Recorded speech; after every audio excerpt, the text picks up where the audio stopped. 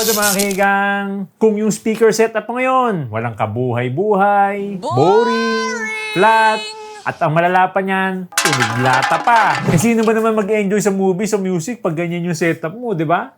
Kaya baka ito na yung upgrade na hinahanap mo. Ito ang Edifier M90 Multimedia Speakers. Buksan na natin dito sa taas.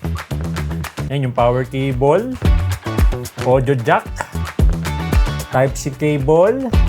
Tapos kung gusto nyo ikabit sa external subwoofer, yan, meron na rin. Tapos yan, nandito yung optical cable niya. Manual, paperworks. Tapos yan, meron ng kasamang remote na may free na battery. Ito yung cable pang connect sa dalawang speaker.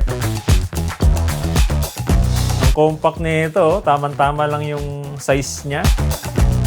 Kasyang-kasya to sa desk nyo. Minimalist, tsaka ang modern ng design niya.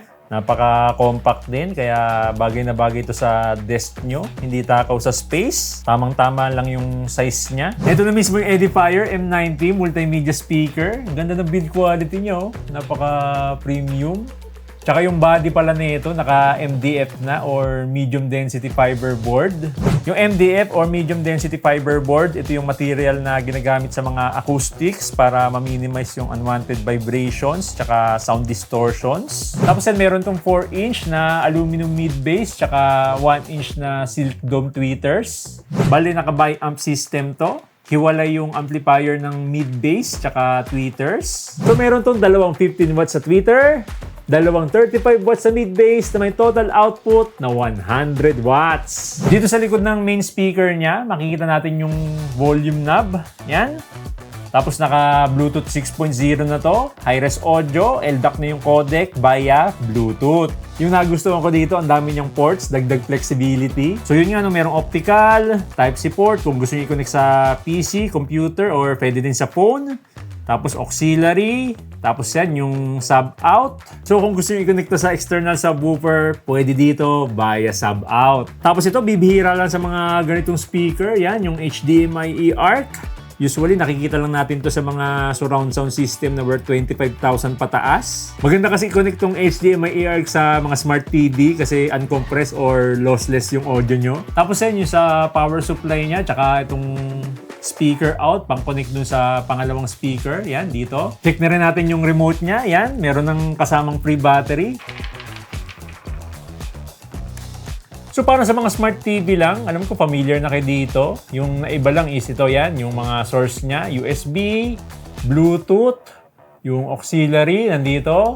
Tapos HDMI, yung optical, yung equalizer, tapos yung classic mode, dynamic mode, tsaka yung monitor mode para sa mga nagbi-video editing or sound editing. Para mag-switch ng modes, press nyo lang yung volume knob. Mas maganda sana kung nasa harap to para hindi mo nakakapain sa likod. Bali, blue yung indicator pag naka-Bluetooth mode. Red pag naka-USB-C. Ito automatic na once na sinaksak nyo yung Type-C cable sa phone or computer. Cyan pag naka-HDMI mode. Purple pag naka-optical. Green pag naka-auxiliary. So yan, meron din itong app support. Itong Edifier Connects app. Available to sa iPhone tsaka Android. Yan, makikita natin yung mga sources natin dito. Ngayon, naka-Bluetooth tayo, pero pwede din USB, HDMI, optical, tsaka auxiliary. Tapos yan, yung sound effects. So, meron itong classic monitor para sa mga nagbi-video editing or sound editing. Meron din dynamic or pwede ka mag-customize ng sarili mong preset. Yan. Kayo na magtimpla dyan kung ano yung trip nyo, no? Tapos dito sa settings, meron siyang power saving mode. Pag inactive yung speaker, kusa siyang mag-standby. Tapos mag-on lang siya pag nag-resume playback ka na. Tapos meron din siyang multi-point connection. Pwede nyo i-connect sa dalawang devices. Tapos bukod sa power saving, no, meron din tong scheduled na power off. Tapos yan, nandito yung factory settings niya. So, yun lang naman yung feature ng mga app niya, no? Napaka-straightforward. Bago natin i-test sa music, make sure naka-earbuds kayo or headphones para mas marinig natin yung sound quality nito. Tingnan natin ang gusto, basta mo naman.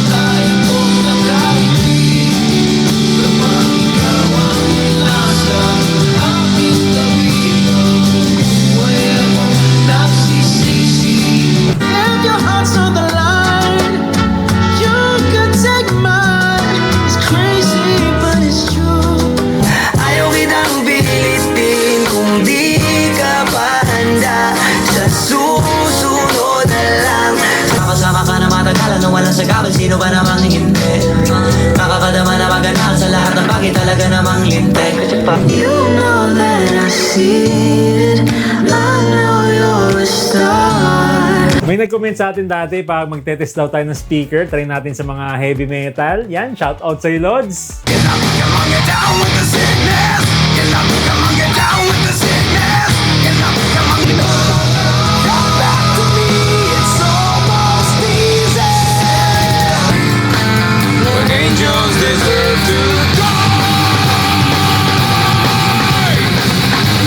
Pagdating sa bass, tamang-tama lang since meron na tong mid-bass. Pero tingin ko mas maugong pa sana kung merong subwoofer para mas malalim pa sana yung bass niya. Pero yun nga, no, pwede naman i-connect to sa external subwoofer via sub-out kung gusto nyo ng mas maugong or malakas na bass. Hindi naglalaban yung tunog niya kasi bi-amp system na to. Magkahiwalay yung amplifier ng tweeter tsaka mid-bass. Kaya kung audio quality yung hanap mo, at the same time gusto mo ng compact na speaker, magandang investment tong Edifier M90. High-res audio, LDAC codec, 100 watts output, may HDMI eARC at naka-bi-amp system na. Kaya kung naghahanap ka ng premium audio experience para sa music, gaming or movies, dapat kunin mo tong Edifier M90. Sa ngayon, makukuha nyo lang to around 6K to 8K, kaya napaka-affordable. Yung link dito nandito lang sa ilalim ng video natin, description or pinned comment sa baba.